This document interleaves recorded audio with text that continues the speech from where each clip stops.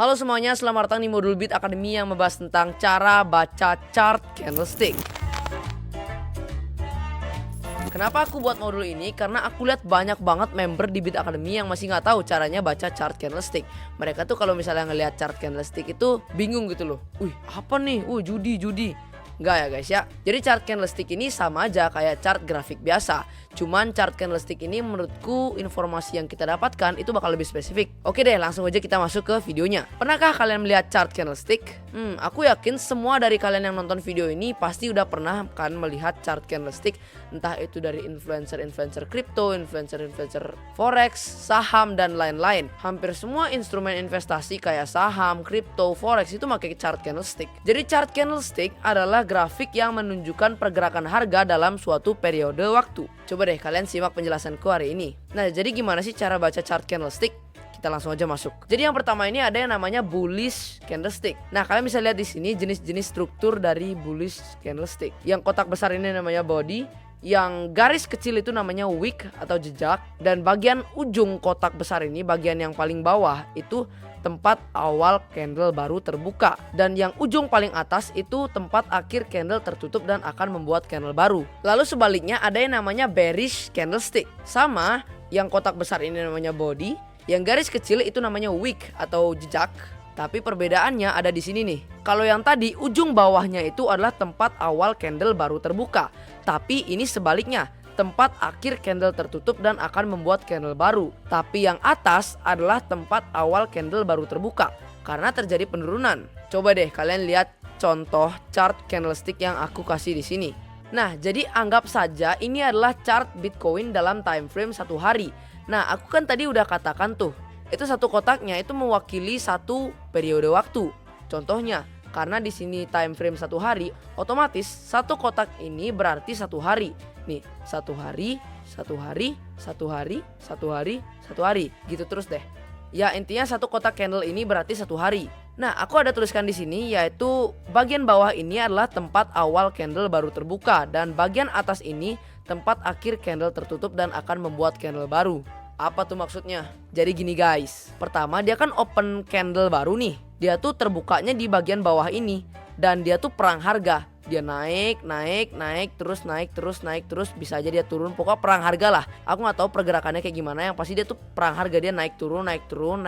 Nah, dia turun sampai ke bawah sini dan dia naik lagi. Jadi dia meninggalkan jejak gitu loh. Makanya ini namanya wick atau yang aku bilangnya jejak. Jadi dia sempat turun ke sini, abis itu dia naik lagi. Jadi dia meninggalkan jejak ke bawah. Terus dia naik lagi. Dia naik sampai ke yang atas garis kecil ini, tapi dia turun lagi dan dia meninggalkan jejak di atas. Dan akhirnya sudah waktunya dia membuat candle baru karena sudah 1 hari. Jadi akhirnya harganya tuh tertutup di sini, di bagian atas ini. Karena udah 1 hari, dia ngebuat candle baru lagi. Makanya aku bilang satu kotak candle ini berarti 1 hari. Karena udah 1 hari dia ngebuat candle baru lagi di sini. Dia buka candlenya tuh di bawah sini. Dia perang lagi, naik turun. Anggap saja ini naik turunnya ya. Dia naik turun, dia turun sampai ke bawah sini, tapi dia naik lagi. Akhirnya dia meninggalkan jejak. Terus dia naik lagi, naik turun sampai naik ke atas sini, tapi dia turun lagi. Akhirnya dia meninggalkan jejak yang dinamakan wick. Ini juga wick ya by the way yang di bawah ini. Dia naik turun, akhirnya udah 1 hari. Saatnya dia membuat candle baru. Habis itu dia close di sini kan. Anggap saja dia close di atas sini. Karena udah 1 hari, dia buat candle baru lagi. Perang harga, naik turun terus, pokoknya perang harga lah. Dia sempet naik ke atas sini, tapi dia turun lagi. Akhirnya dia meninggalkan jejak. Dia meninggalkan jejak sepanjang ini karena harganya sempet naik ke sini, tapi harganya turun lagi. Dia perang harga lagi di sini, perang harga di sini, sampai akhirnya dia turun. Tapi perang harga tetap berlanjut. Dia naik turun. Akhirnya udah 1 hari nih. Udah saatnya dia membuat candle baru lagi. Nah, saat perang harga udah 1 hari nih. Dan harga terakhir itu dia ada di atas sini. Jadi dia closing di sini dan dia buat candle baru lagi. Dia buka posisi di atas sini nih. Dia perang harga terus sampai naik ke sini mungkin. Sampai di atas sini harganya nggak kuat dan akhirnya turun terus, turun dan balik ke harga awal kebuka. Jadi dia meninggalkan jejak sepanjang ini karena dia udah melakukan kenaikan setinggi ini tapi turun lagi karena kalah perang harga. perang harga nih, naik turun, naik turun, naik turun sampai ke bawah sini. Dia naik lagi, akhirnya dia meninggalkan jejak. Dia naik turun, dan udah 1 hari. Saatnya dia buka candle baru dan close candle yang ini. Dan harga terakhir dia close di sini. Akhirnya dia buka candle baru lagi. Gimana? Udah sedikit mendapat pencerahan gak nih? Kalau semisal kalian masih belum ngerti dengan penjelasanku yang tadi, mungkin kalian bakal ngerti setelah kalian menonton video yang aku berikan ini. Coba kalian tonton deh. By the way, di video ini aku pakai time frame 1 menit ya. Jadi setiap 1 menit dia akan membuat candle baru. Jadi satu kotak candlenya ini berarti 1 menit. Oke, kita tonton.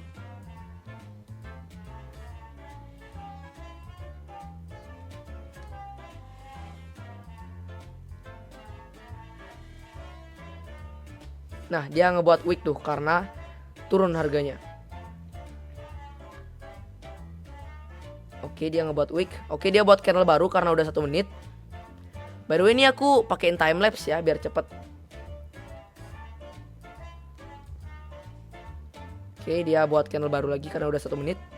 Dia naik terus. Oh, dia turun dikit. Akhirnya dia membuat jejak atau wick.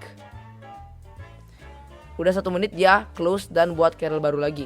Nah, gitu deh mudahnya. Agar lebih mahir dalam membaca chart candlestick, kalian bisa sering-sering melihat dan membaca chart candlestick agar terbiasa dengan yang namanya chart candlestick. Oke lah, mungkin segitu dulu untuk modul Bit Academy hari ini. Semoga videonya bisa bermanfaat. Saya Gung Prabu dari Bit Academy. Sampai jumpa di modul selanjutnya.